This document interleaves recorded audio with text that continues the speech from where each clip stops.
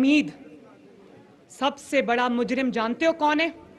सबसे बड़ा मुजरिम वो है जो आज मुंह छुपा के घर में बैठा हुआ है, जस्टिस आसिफ सईद खोसा, जिसने नवाज शरीफ को, जिसने इमरान खान को कहा, जब इमरान खान का लॉन्ग मार्च और लॉकडाउन जो है वो नाकाम हुआ, इमरान को कहता है बाहर क्या दरबदर की ठोकरें खाते हो, मेरे पास एप्लीकेशन लाओ। और फिर पूरी दुनिया ने देखा कि उसने एक इकामा पर नवाज शरीफ को निकाला। तुम चुप करके बैठ जाओगे आसिफ खोसा, इसका यह मतलब नहीं कि कौम को तुम्हारे जराइम का पता नहीं है। और जो किरदार 2017 और 18 में साकिब निसार, आसिफ सईद खोसा और जनरल फैज हमीद ने अंजाम दिया, आज वही सहूलतकारी इस बेंच ने अपने जिम्मे ले ली है और अक़लियती फैसले को अक्सरियती फैसले पे मुसल्लत कर दिया। जो फैसला सुप्रीम कोर्ट के जजेस की अक्सरियत नहीं मान रही, हमें कह रहे हैं कि वो फैसला मानो। जो आपके ब्रदर जजेस जो फैसला नहीं मान रहे बल्कि उस पर सवाल उठा रहे हैं, कह रहे हैं वन मैन शो नामंजूर, आपके ऑफिस का और आपकी ताकत का, आपकी कुर्सी का जो गलत इस्तेमाल है वो नामंजूर। वो ये कह रहे हैं कि अक्सरियत का ये फैसला नहीं है, अक़लियत का फैसला है। जो फैसला आपके ब्रदर जज नहीं मान रहे, वो कौम को कहा जा रहा है वो फैसला मानो। और ये वो फैसला जो है, मैं ये बता दूं, और फिर आपने जब वो बात उठाई गई तो सुप्रीम कोर्ट में चीफ जस्टिस साहब ने फरमाया कि मैंने बेंच से किसी को बाहर नहीं रखा। जो बेंच में जजेस शामिल थे उन्होंने जब इतराज उठाए, ये जरा बहुत ध्यान से सुनने की बात है, तो उन्होंने फैसला जो है इतराज उठाया, लेकिन उन्होंने बेंच में शामिल या ना शामिल करने का फैसला मुझ पे छोड़ दिया। जब उन जजेस ने फैसला आप पे छोड़ दिया तो आपने क्या फैसला किया? आपने चुन चुन कर वो जजेस जिन्होंने फैसले पे इतराज किया था या जिन्होंने बेंच इतराज किया था कानूनी नुकात के ऊपर, उनको आपने बेंच से बाहर बिठा दिया और वही हम नवार हम ख्याल जजेस को अपने बेंच में डाल लिया। ये फैसला किया आपने। जजेस ने जब आप पे फैसला छोड़ा तो आपने ये फैसला किया। और आप देखो हर बेंच में वही जज शामिल। वो जज 2017-18 में नवाज शरीफ का मॉनिटरिंग जज था, जस्टिस एजाजुल एहसन साहब। वो नवाज शरीफ साहब के और मेरे मुकदमात पे हमारे सर पे मॉनिटरिंग बेंच बना के वो जज बन के बैठे हुए थे। और आपको पता है कि दूसरे जो जज हैं उन पे करप्शन के संगीन इल्जामात हैं, संगीन इल्जामात। और एक जज पे करप्शन के संगीन इल्जामात हैं जिनका आज भी सुप्रीम जुडिशल काउंसिल में रेफरेंस पड़ा है, लेकिन उसकी सुनवाई नहीं हो रही। और दूसरे जज पर ट्विन टावर, उसमें हैंकी पैंकी के संगीन इल्जामात हैं। नस्ला टावर तो आपने गिरा दिया क्योंकि वो बेचारे गरीब लोगों का, मिडिल क्लास के लोगों का टावर था। वन कॉन्स्टिट्यूशन वाला जो टावर है वो आज भी खड़ा है। ये आप ये देख लो। फिर हर बेंच में वही जज। और फिर ये जो बात है ना, ये इस फैसले से शुरू नहीं होती। अगर ये बात होगी तो उस फैसले से होगी जिसमें आपने आइन को रीराइट किया। आप आइन के मुहाफिजों में से हैं। आपको अल्लाह ताला ने पाकिस्तान की सबसे बड़ी इंसाफ की कुर्सी पे बिठाया है। और आपने क्या किया? आपने इमरान खान को 25 अरकान देने के लिए आपने आइन को, कॉन्स्टिट्यूशन को रीराइट कर दिया, वायलेट कर दिया। और वो 25 अरकान जो है इमरान खान को दिए, उसको पंजाब की हुकूमत प्लेटर में रख के दी कि लो बेटा तोड़ दो। क्योंकि वो एक टाइमलाइन बनाई हुई है ना कि तब तक इंतखाबात होने जब तक ऊपर सहूलतकार बैठे, और कहा तोड़ दो। वो पहला पाकिस्तान का आज कल ये केस है जिसमें जो चीफ मिनिस्टर था चौधरी परवेज इलाही साहब, उन्होंने कहा कि मैं तो असेंबली तोड़ना ही नहीं चाहता था। वो देखता रह गया और इमरान खान ने असेंबली तोड़ दी। उसको प्लेट में रख के असेंबली दी गई कि लो बेटा तोड़ो, का लो बेटा तोड़ो इसको। और उसके बाद क्या होता है? सुप्रीम कोर्ट में यही दो member bench, justice Ejazul Ehsan साहब और जस्टिस मुजाहिर अली नकवी साहब, केस उनके पास कोई और है। डोगर की ट्रांसफर का केस है, पंजाब में सीसीपीओ जो है उसकी ट्रांसफर का केस है। और अचानक ख्याल आता है कि चीफ जस्टिस को नोट लिख के भेजते हैं कि इलेक्शन पे सुओ मोटो लिया जाए। इलेक्शन में कोई पार्टी नहीं गई उनके सामने, कोई दरखास्त नहीं, कोई पिटिशन नहीं, और कहा कि इलेक्शन में सुओ मोटो ले ले, और चीफ जस्टिस ने सुओ मोटो ले लिया। सुओ मोटो ले लिया। उसके बाद जब उस नाइंसाफी पर सुप्रीम कोर्ट के जजेस ने आवाज उठाई, उन्होंने कहा कि 4-3 के फैसले को 3-2 का बनाया गया, तो फिर जबरदस्ती वो फैसला दिया गया। और इलेक्शन कमीशन का भी रोल आपने ले लिया, डिफेंस मिनिस्ट्री का भी रोल आपने ले लिया, हुकूमत का रोल भी आपने ले लिया, पार्लियामेंट का रोल भी आपने ले लिया, प्राइम मिनिस्टर का रोल भी आपने ले लिया, फाइनेंस मिनिस्ट्री का रोल भी आपने ले लिया। तो अगर आपने सियासत करनी है तो फिर पार्लियामेंट जो है वो कानूनी फैसले पार्लियामेंट कर लेती है।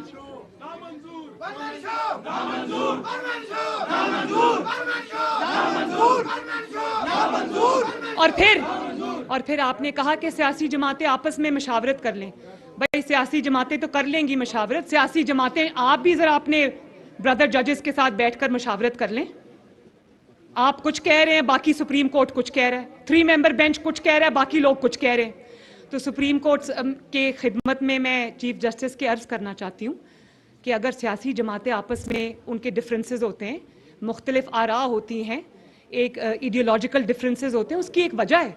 उसकी वजह है कि वो डिफरेंट स्कूल्स ऑफ थॉट से आते हैं, वो डिफरेंट आइडियोलॉजी के लोग होते हैं, उनमें बिकरिंग होती है क्योंकि उनके नज़रियात मुख्तलिफ होते हैं, उनकी सोच मुख्तलिफ होती है एक दूसरे से, उनके एजेंडाज मुख्तलिफ होते हैं, उनकी आइडियोलॉजी मुख्तलिफ होती है, इसलिए उनके अंदर बिकरिंग होती है। लेकिन आपकी तो आइडियोलॉजी फ़र्क नहीं है, आपकी तो सोच फ़र्क नहीं है, आपने तो कानून और आइन पर फैसले करने, उसमें तो कॉमा और फुल स्टॉप की भी गुंजाइश नहीं है। तो आपके अंदर कंसेंसस क्यों नहीं हो रहा? कंसेंसस इसलिए नहीं हो रहा कि ब्लेटेंटली एक शख्स को कौम पे फिर मुसल्लत करने की पूरी कोशिश हो रही है।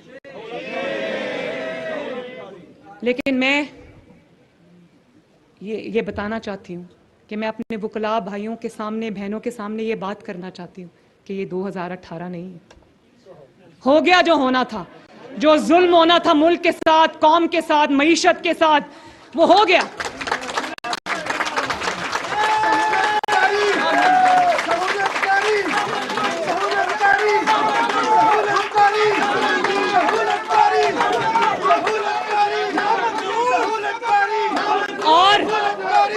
और एक मिनट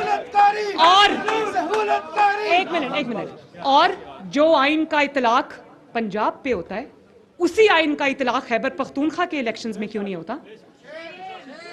क्या समझे कौम कि सारा झगड़ा ही पंजाब का है?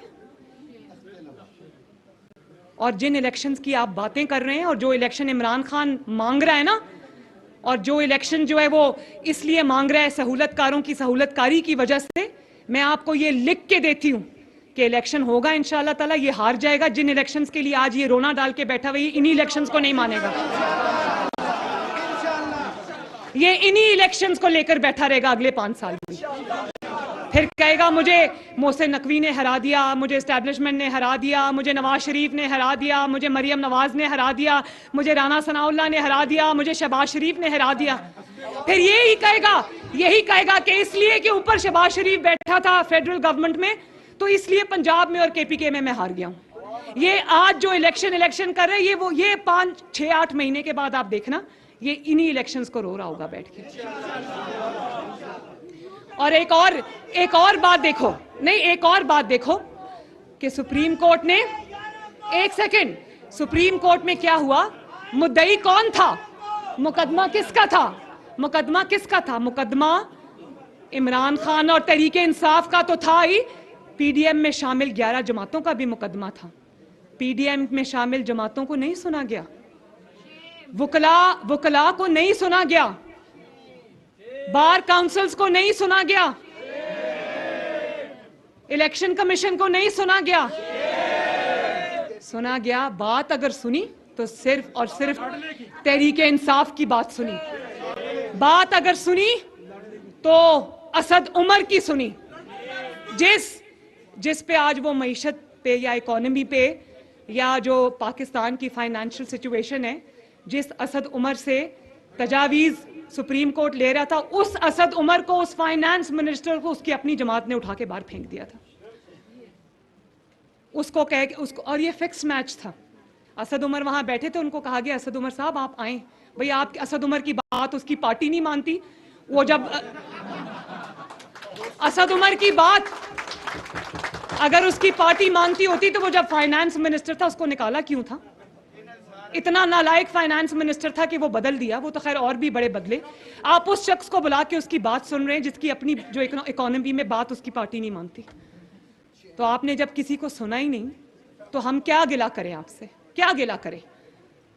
और फुल कोर्ट की डिमांड कोई नाजायज डिमांड तो नहीं थी पूरी कौम की। और मेरी बात सुने, फुल कोर्ट अगर आप हों, मैं हूं, डिस्पेंसेशन ऑफ जस्टिस हो रही हो तो आपकी बात पे या बेंच के फैसले पर हमें यकीन नहीं है तो सबसे पहले आपका रिएक्शन क्या होता है?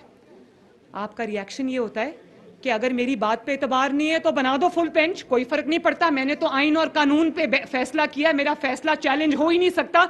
मुझे इतना यकीन है कि मैंने इंसाफ पर फैसला किया है।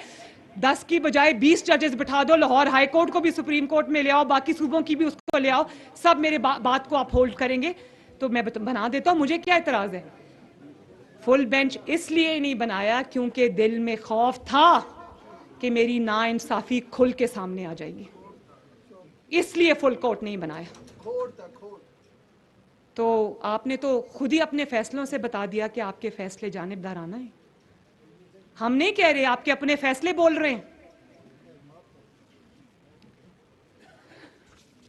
और फिर हमें कहते हैं कि कंटेम्प्ट लग जाएगी। भाई अकलीती फैसला ना मानने पर किस पर कंटेम्प्ट लगती है? अकलीती फैसला तो फैसला ही नहीं होता, उसको मानना और ना मानना कैसा?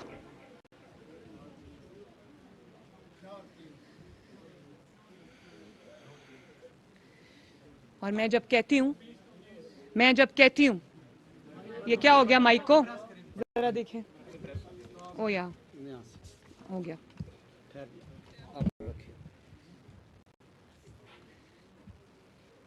क्या चीफ जस्टिस को सुओ मोटो इनकी ऑडियो लीक्स पे नहीं लेना चाहिए था? अदलिया की सबसे बड़ी तारीख में तौहीन तब हुई जब फवाद चौधरी की ऑडियो सामने आई जिसमें उसने कहा कि कोर्ट के बाहर ट्रक खड़ा हुआ है। ट्रक क्या होता है?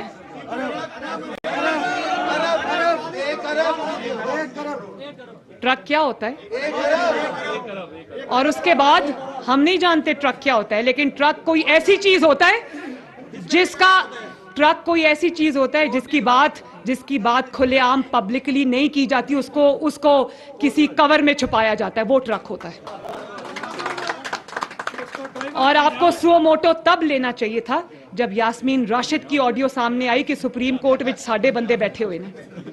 वो खुलेआम ये बात कर रही है, प्लीज, वो खुलेआम ये बात कर रही है कि सुप्रीम कोर्ट में आप हमारे बंदे बैठे हुए हैं। आपको सुओ मोटो तब लेना चाहिए था जब चौधरी परवेज इलाही की ऑडियो सामने आई, जो जस्टिस मुजाहिर अली नकवी से मुलाकात के लिए जा रहे थे और जिन्होंने कहा कि मेरा केस जस्टिस मुजाहिर अली नकवी के आगे लगाओ क्योंकि वो साडा बंदा है। और उसके बाद आपने जब बात की उन ऑडियो लीक्स की तो आपने इन बातों को टच ही नहीं किया कि ऑडियो लीक्स में कहा क्या जा रहा है। कौम वो इंसाफ देखना चाहती थी। आपको चाहिए था कि उन जजेस को कहते हैं कि स्टेप असाइड करें, जब तक आपके मुकदमात का और संगीन इल्जामात का फैसला नहीं होगा ये कोर्ट आगे नहीं चलेगी। अदलिया की इज्जत जो है वो उसकी सेल्फ अकाउंटेबिलिटी से होती है। सेल्फ अकाउंटेबिलिटी करनी चाहिए, इंट्रोस्पेक्शन करनी चाहिए। अदलिया की इसलिए इज्जत करो। अदलिया की जो इज्जत होती है वो इसलिए होती है कि अदलिया के फैसलों में इंसाफ हो।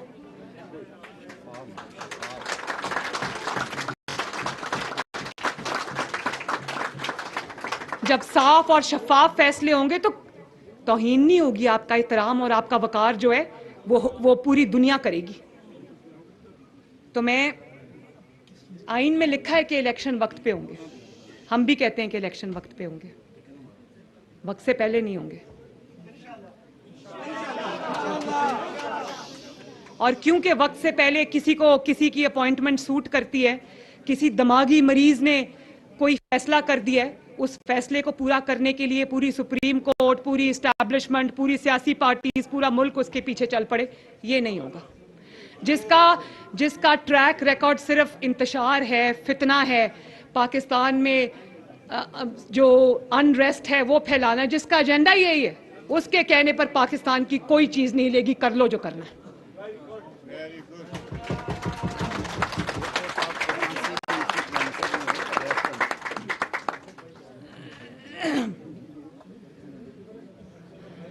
और आप ये देखो कि उसकी सियासत इमरान की आखिरी सांसें ले रही है। मकबूलियत की बड़ी बातें करता है ना, 2018 में भी इतनी मकबूलियत थी कि आरटीएस बिठाना पड़ा, और अब इतनी मकबूलियत है कि अगर ये 3-4 जजेस हटा दो इसके पीछे से तो धड़ाम से नीचे गिर जाएगा इंशाल्लाह। जो मकबूल लोग होते हैं उनको 3-4 जजेस की सहूलतकारी की जरूरत नहीं पड़ती, उनको जनरल फैज की जरूरत नहीं पड़ती, उनको जनरल बाजवा की जरूरत नहीं पड़ती, उनको साकिब निसार की जरूरत नहीं पड़ती। वो हम लोग इलेक्ट होकर आते हैं, इलेक्शन से नहीं डरते, यहां तक इलेक्ट होकर पहुंचे हैं। फिक्र उसको करनी चाहिए जिसको अगर कोई सिलेक्ट नहीं करेगा तो उसकी सियासत खत्म है। मुस्लिम लीग नून आपके सामने खड़ी है, पूरी तैयारी करेंगे इंतखाबात की, लेकिन इंतखाबात अपने वक्त पे होने चाहिए। और सेल्फ अकाउंटेबिलिटी, खुद एहतसाबी एक बहुत अच्छी बात है, इंट्रोस्पेक्शन एक बहुत अच्छी बात है। आपको अपना नाम उन जजेस में लिखवाना चाहिए जिनका नाम आज भी वो रिटायर हो गए हैं, चाहे वो जस्टिस नासरुल मुल्क हो या नाजिम सदीकी हो, तसद्दुक जिलानी हो या सऊद जमान सदीकी हो, आज भी उनका नाम कोई लेता है तो इज्जत से लेता है। उन जजेस में अपना नाम ना लिखवाएं जो शादियों पे नहीं जाते कि लोग हाथ नहीं मिलाएंगे, जो मुंह छुपा के घरों में बैठे, उनकी तकलीद ना करें। तो मैं आज आप लोगों के पास आई हूं, मैं वकला का शुक्रिया अदा करती हूं, मैं राना जफर इकबाल साहब का, रजाक मिर्जा साहब का, सदीक अवान साहब का, दानियाल चौधरी साहब का, और आप सबका, तमाम जो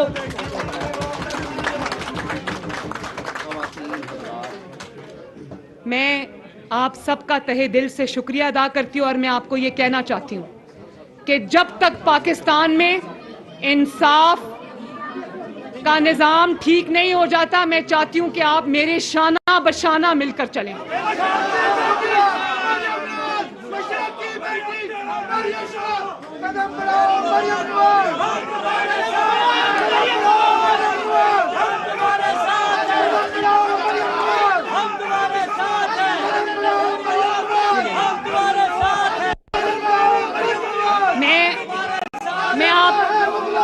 मैं आप सबका बहुत बहुत शुक्रिया अदा करती हूँ। इंशाअल्लाह दोबारा जल्द मुलाकात होगी। अल्लाह हाफिज।